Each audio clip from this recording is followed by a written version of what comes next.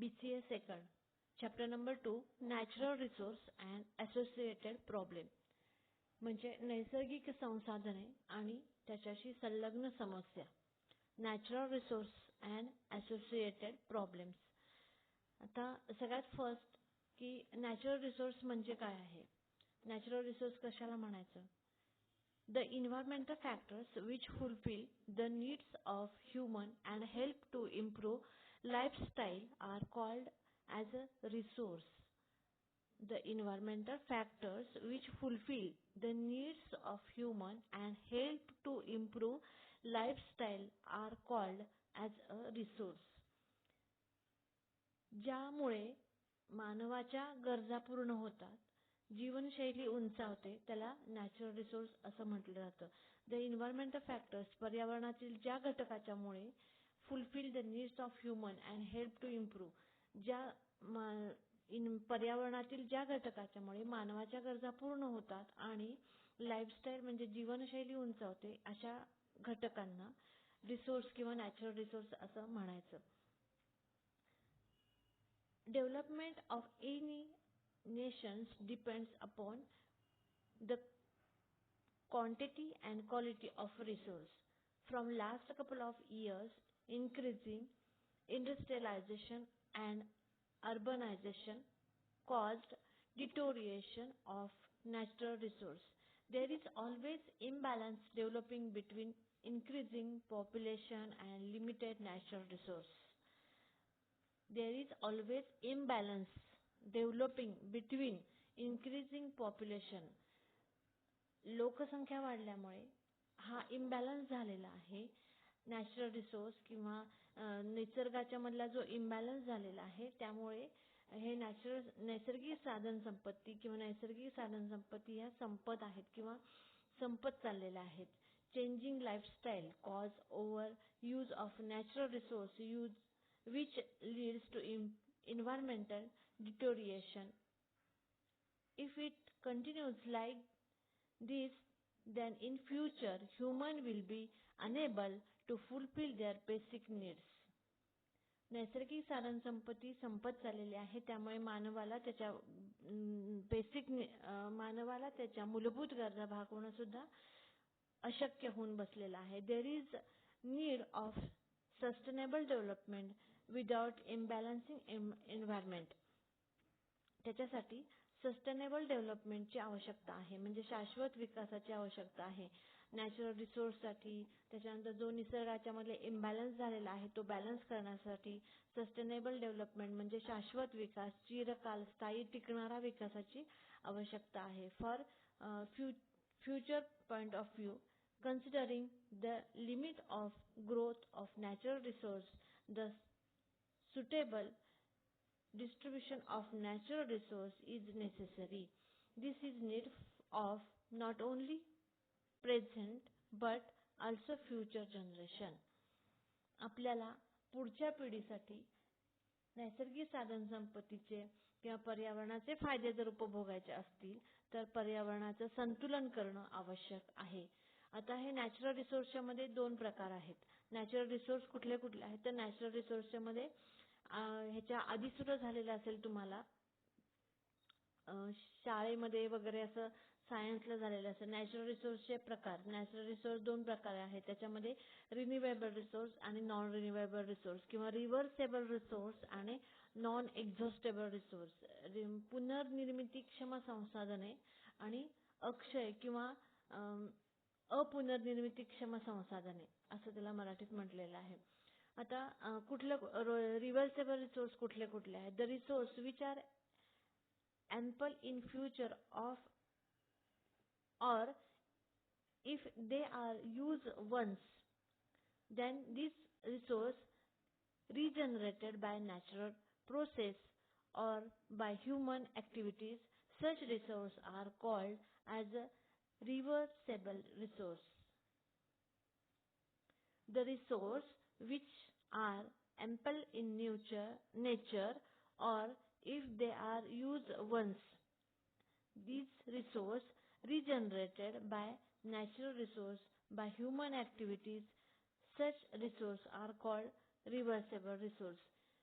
म्हणजे reversible resource कुठले कुठले आहेत किंवा कशाला म्हणायचं रिव्हर्सेबल रिसोर्स, की ज्या साधन संपत्ती आहेत त्या साधन संपत्ती पुन्हा रिजनरेट होतात, पुन्हा निर्माण होतात किंवा मानवी प्रयत्नाच्या द्वारे त्या पुन्हा तयार होतात, त्याला म्हणायचं रिव्हर्सेबल रिसोर्स. रिव्हर्सेबल रिसोर्स इथे आता चार्ट आहे पुस्तकाच्या मध्ये, वरती पण मी नोट्स मध्ये फोटो काढलेला आहे. नॅचरल रिसोर्स, त्याच्यानंतर त्याचे दोन प्रकार, रिव्हर्सेबल रिसोर्स आणि नॉन रिव्हर्सेबल रिसोर्स. त्याच्यामधला रिव्हर्सेबल रिसोर्सच्या मधला एक्झाम्पल काय सांगता येईल, इथे नाही एक्झाम्पल, पण एक्झाम्पल रिव्हर्सेबल रिसोर्स कुठला आहे तर पुन्हा निर्माण होते निसर्गाच्या मध्ये, वॉटर येईल, सॉइल येईल. त्याच्यानंतर नॉन रिव्हर्सेबल रिसोर्स कुठले आहेत, ऑइल असेल, पेट्रोल असेल, कोल असेल, ते एकदा वापरल्यानंतर ते संपतं किंवा पुन्हा निर्मिती करता येत नाही, त्याला म्हणायचं non reversible resource.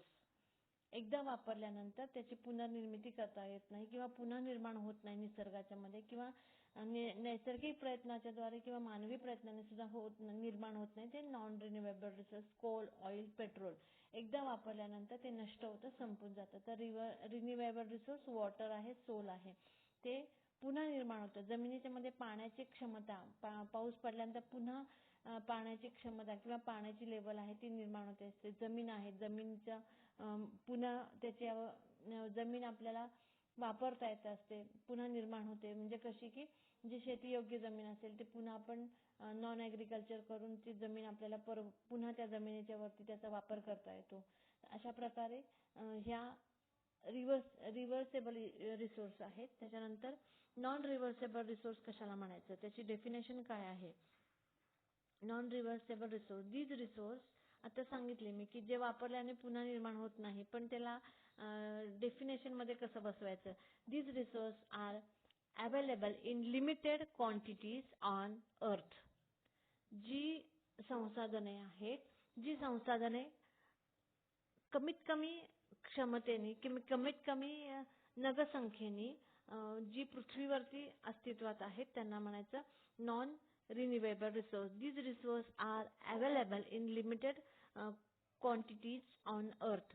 These resources which are exhausted after using once. मगाशी सांगितलं, जे एकदा वापरल्याने कमी नष्ट होतात त्याला म्हणायचं की these resources which are exhaustible after using once, they cannot be regenerated easily, are called as a non-renewable, non-exhaustible resource. For example, coal, oil, etc. मगाशी मराठीत समजावून सांगितलं की these resources are available in limited quantities on earth. जे की कमीत कमी नगसंख्येने किंवा कमीत कमी संख्येने अस्तित्वात आहेत पृथ्वीवरती, त्यांना नॉन रिव्हर्सेबल रिसोर्स असं म्हणायचं. त्याच्यानंतर जे वापरल्यामुळे एकदा नष्ट होतात, पुन्हा निर्मिती होत नाही, त्यांना नॉन रिन्युएबल रिसोर्स असं म्हटलेलं आहे. आता यामध्ये आता प्रश्न मी जो घेतला किंवा जे सांगितलं तर नॅचरल रिसोर्स म्हणजे काय, त्याच्यानंतर रिव्हर्सेबल रिसोर्स, नॉन एक्झॉस्टेबल रिसोर्स म्हणजे काय सांगितलं, आणि त्याचा चार्ट आहे वरती, तो चार्ट आणि त्याच्यातलं एक्सप्लेनेशन, त्याचं डेफिनेशन, त्याचं एक्झाम्पल कुठलं आहे ते, आणि नंतर फॉरेस्ट रिसोर्स. आता त्याच्यातल्या रिसोर्स मधले वेगवेगळे त्याचे शॉर्ट नोट येतात. फॉरेस्ट रिसोर्स, त्याच्यानंतर मायनिंग आहे, त्याच्यानंतर वॉटर रिसोर्स आहे, त्याच्यानंतर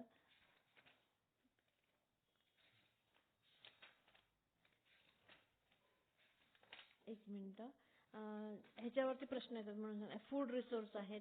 त्याच्यानंतर मॉडर्न ॲग्रिकल्चर इफेक्ट ऑफ ते आहे, त्याच्यातल्या वेगवेगळे रिसोर्स आहेत, त्या वेगवेगळ्या रिसोर्सच्या वरती ते शॉर्ट नोट आहेत. त्याच्यामधलं पहिलं जे आहे ते फॉरेस्ट रिसोर्स. आता फॉरेस्ट रिसोर्स मानवाच्या ज्या गरजा आहेत त्या मुख्यतः तिथूनच पूर्ण होतात किंवा जंगलाच्या मधनं पूर्ण होतात. Forest is one of the important natural resource used by man. Forest is one of important natural resource. Forest हा एक नॅचरल रिसोर्स आहे मनुष्यासाठी. Right from its primitive stage, man has depend upon forest for his survival. मनुष्य हा forest किंवा जंगलाच्या साधन संपत्तीच्या मधूनच त्याच्या गरजा पूर्ण होतात.